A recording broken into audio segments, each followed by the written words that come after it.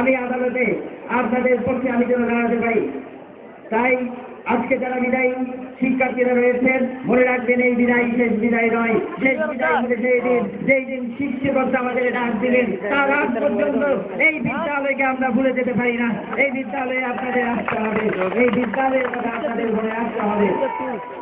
একটা বিষয় আমি আজকে বলতে চাই।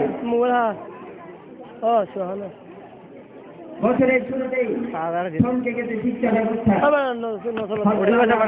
কারণে 5 কোটি শিক্ষার্থীদের ভবিষ্যৎ অন্ধকার। আগামী 2রা ফেব্রুয়ারি এবং 1 এপ্রিল সারা বাংলাদেশে 26 লক্ষ পরীক্ষার্থী অংশগ্রহণ করবে। আজকের এই হরতাল অবরোধের কারণে তাদের পরীক্ষা প্রস্তুতি এবং মনোসংযোগে বিঘ্ন করছে।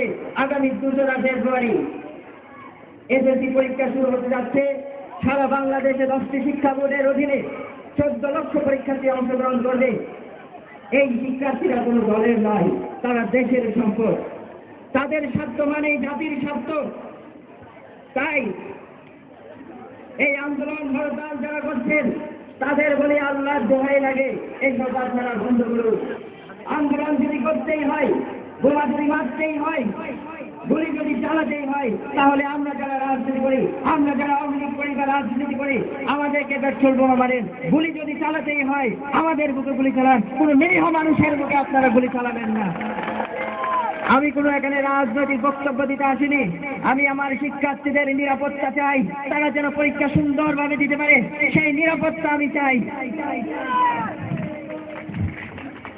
ছাত্রছাত্রী ভাই ও বোনেরা, আপনাদের উদ্দেশ্যে একটা কথা বলে যেতে চাই। শুধুমাত্র পড়াশোনা করলেই, বিদ্যা শিক্ষা অর্জন করলেই মানুষের মতো মানুষ হওয়া যায় না। দুর্জন বিদ্বান হলেও পরিচর্য। তারপরেও আমরা দেশের এত অরাজক নাশকতার পরিবেশ থাকা সত্ত্বেও আমরা স্বপ্ন দেখে একটি স্বপ্নের সোনার বাংলাদেশ আমরা গঠন করব। আর সেই স্বপ্নের সোনার বাংলাদেশ গড়ে তোলার জন্য আমাকে আপনাকে সবাইকে ঐক্যবদ্ধ হতে হবে। আর তারই ধারাবাহিকতায় আমার নেত্রী, গণমানুষের প্রিয় নেত্রী, গণপ্রজাতন্ত্রী বাংলাদেশ সরকারের মাননীয় প্রধানমন্ত্রী শেখ হাসিনা ঘোষণা দিয়েছেন 2021 সালের মধ্যে বাংলাদেশ একটি ডিজিটাল বাংলাদেশ হবে, তথ্য প্রযুক্তিতে উন্নত একটি রাষ্ট্র হবে, বিশ্ব দরবারে মাথা উঁচু করে দাঁড়ানোর মতো একটি রাষ্ট্র হবে। তার এই ধারাবাহিকতায় তিনি ঘোষণা দিয়েছেন প্রত্যেক জেলায় জেলায় একটা করে বিশ্ববিদ্যালয় হবে, প্রত্যেক জেলায় প্রত্যেক স্কুলে ল্যাবরেটরির ব্যবস্থা হবে। আমাদের এই কয়াদিল উচ্চ বিদ্যালয়ে ল্যাবরেটরির ব্যবস্থা করা হয়েছে। আমরা স্বপ্ন দেখি স্বপ্নের সোনার বাংলাদেশের। সেই স্বপ্ন বাস্তবায়ন করার জন্য আপনাদেরকে ঐক্যবদ্ধ হতে হবে।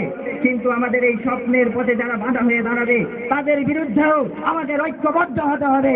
শুধু তাই নয়, আমাদের মনে রাখতে হবে যদি আন্দোলন হরতাল অবরোধের নামে ভবিষ্যৎ প্রজন্মকে যদি তারা ধ্বংস করার চেষ্টা করে, তাহলে ইতিহাস তাদের কখনো ক্ষমা করবে না, আমরাও তাদের কখনো ক্ষমা করব না। ভাই ও বোনের আমার, আজকে আমি আর কথা বাড়াবো না। আমাদের আজকের এই অনুষ্ঠানে পুরস্কার বিতরণী অনুষ্ঠানে প্রধান অতিথি হিসেবে উপস্থিত থাকবেন চকরিয়া উপজেলার চেয়ারম্যান, চকরিয়া উপজেলার আওয়ামী লীগের সভাপতি, গণমানুষের নেতা জাফর আলম দিয়ে ওনার ছেলে।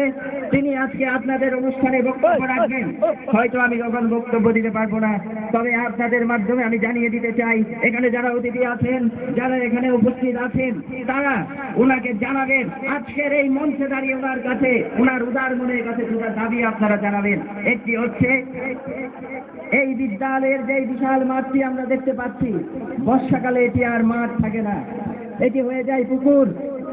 এখানে আমরা পোনা চাষ করার জন্য আসিনি, এখানে খেলাধুলা হবে, এখানে ছাত্রছাত্রীরা অনুষ্ঠান করবে, খেলাধুলা হবে।